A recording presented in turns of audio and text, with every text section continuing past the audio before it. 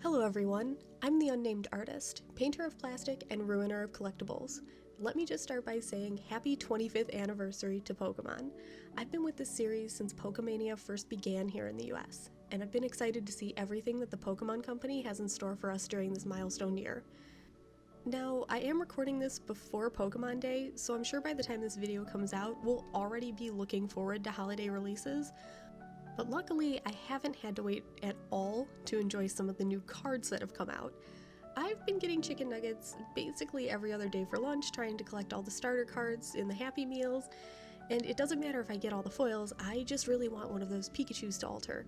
I recently posted a digital alter of the card on Instagram that I did in Procreate, and I thought it would be really fun to do the physical alter as well. Unfortunately, despite opening about 15 packs, I still haven't found a single Pikachu.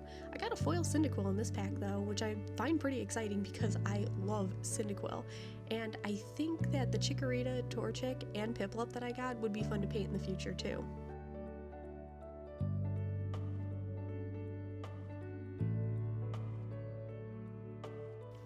Since I haven't been so lucky with the Happy Meal packs yet though, I decided to go through my collection of old cards, and it shouldn't surprise anyone to see that I have a sizable amount of Pikachus to choose from to paint. Even though I have the Unified Minds version of the Pikachu that was reprinted for the 25th anniversary set, I ultimately decided to go with this other printing from BREAKThrough, just because it's so cute. And if I'm being honest, when I'm painting, I prefer to work with stuff that's more like a nature scene. So let's go all Bob Ross on this card and see what I come up with. Even after I chose this card to work with, I only had a rough idea of how I wanted to extend the art. You can see me go back a few times and make a lot of little changes as I work. In the end, the piece took about 2 hours, and I've cut it down to a 12-minute time lapse, give or take. While you watch, I'd like to talk a little bit about our friend Pikachu and why I think he's maybe accidentally the most perfect mascot. I think he might even be the core reason why we're celebrating 25 years of this series today. First things first, we have to talk about the character from a design standpoint.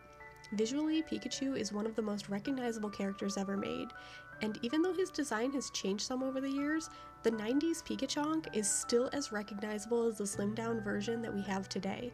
A lot of this has to do with the fact that the most recognizable aspects of the character haven't changed at all. The shape of Pikachu's head is simple and iconic. It's kind of similar to the world's other most popular mouse, Mickey, but it has the added distinct feature of those bright red cheeks. Another detail that's never changed is the lightning bolt shape for his tail. That distinct zigzag shape can only belong to Pikachu. There's actually a lot of other characters and some brands that use lightning bolts as their symbols and logos, like the Flash uses his to represent his speed, and Static Shock uses a lightning bolt to represent, well, lightning. Gatorade also uses a lightning bolt, but I actually didn't realize this fact until I was sitting down recording and I was drinking a Gatorade. The thing about these other lightning bolt logos that are used in brands and symbols though, is that they're either very simple and rigid, or they are wild and erratic. Somehow Pikachu's tail lands design-wise in between these two extremes. It's not a simple rigid lightning bolt, but it isn't crazy and overdone. It's also so perfectly iconic of the character that its tail alone has been used to represent it. You can see it in Omega Ruby and Alpha Sapphire when you're sneaking up on a Pikachu in the grass, or in Let's Go Pikachu, its tail is used as symbols for a lot of different things all over your menu system. These key unchanging elements about Pikachu, combined with that bright, eye-catching yellow, have combined into something that is so perfectly recognizable. I think I can make the argument that right now, Pikachu is the most visually recognizable character that's ever been made. Visuals aren't the only thing that makes a mascot though. Pikachu is more than just cute and yellow and a mouse. There's actually real character behind him. A lot of this is based on Ash's Pikachu from the anime. The anime itself has about 24 years with Pikachu in almost every single episode to build personality around. And the Pokemon Company seems to use the same characterization for Pikachu in promotional material outside of the anime. There's usually this upbeat cadence to the way Pikachu is voiced that makes it sound super friendly and inviting, which is perfect for a mascot character. I think the best example of this characterization being used comes from the opening of the first X and Y game trailer, when Pikachu introduces the new games from the top of the Eiffel Tower. He has that upbeat tone to his voice, and the unique speech pattern that we're familiar with from the anime. It's no secret to fans now that when the time came to choose a mascot, Clefairy would have been the other Pokemon in the running. In the very first manga story, Clefairy was Red's partner, and besides the original red and green versions of the game, that original manga would have been fans' first introduction to the Pokemon world. So why didn't they keep Clefairy as the main Pokemon if it already had character development behind it? In a 1999 interview with Time Tokyo, Satoshi Tajiri said, "When they did the anime, they wanted a specific character to focus on. Pikachu was relatively popular compared to the others, and potentially both boys and girls would like it." In the 2004 book, Pikachu's Global Adventure, The Rise and Fall of Pokemon, which in hindsight might not have been the best title, we learn that both Pikachu and Clefairy were initially planned to be lead characters for the purpose of merchandising. However, as the anime was developed, Pikachu was shown to be more popular with girls and their mothers. And that part always confused me. How is Pikachu more popular with little girls and their moms than a chunky pink fairy from the moon? Normally those things would be considered very feminine, especially back in the 90s.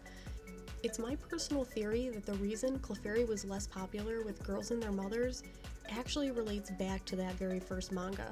People who have read it have often described Red's Clefairy as being vulgar and sort of like a Deadpool character, and from what I've read, that's absolutely true. Some of the stuff that Clefairy says and does is pretty inappropriate, and he comes off as snarky.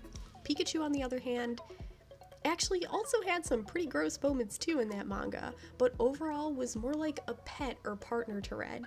If that manga was used as a way of testing interest of children and their parents in what Pokemon would be, it's pretty understandable that girls and their mothers would like the cute pet more than the loudmouth trickster who makes elaborate Charmander-based fart jokes.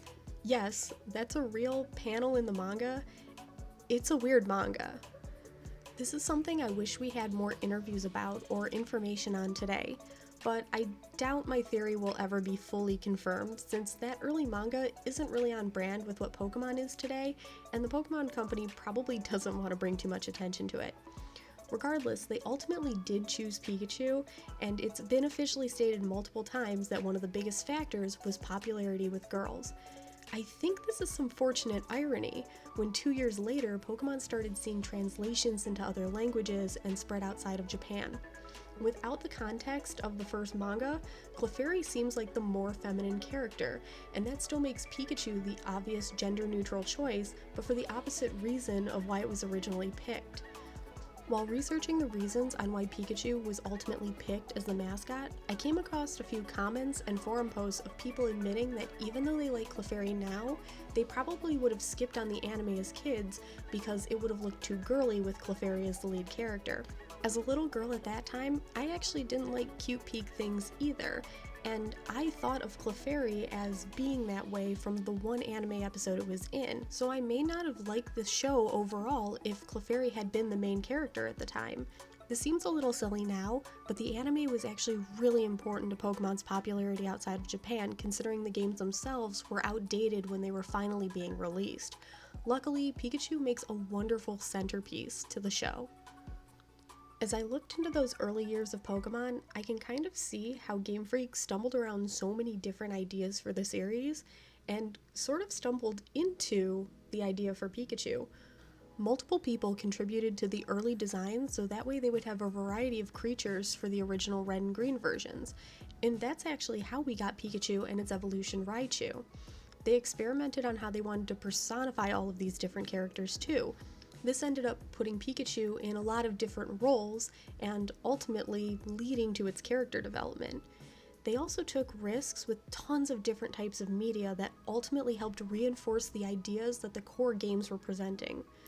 Even so, I don't think they knew at the time that they were choosing Pikachu to be the mascot, that they knew just how perfectly he would work as a character on a global level. In fact, I don't think anyone could predict something like this.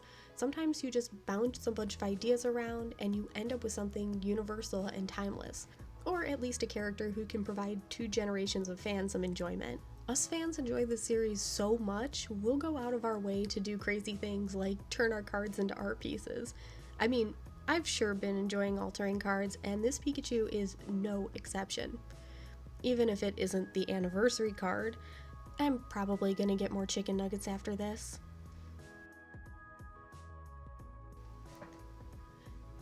As I put the finishing touches on this card, let me just thank you all for watching. I've been ruining my cards on stream for years, but I've never really worked on a video like this, and I hope you all enjoyed it. Next time I'm thinking I'm going to work on a card from one of the most recent Magic sets. Maybe a Lotus card? We'll see. This altar, along with many other Pokemon and Magic altars, are available on my Etsy, link in the description, and if you like what I do, well, you know what to do. But if you hate it and you think I ruined that card, please tell me in great detail what you didn't like in the comments below. I hope you all have a wonderful rest of your day, and remember, support your local game store.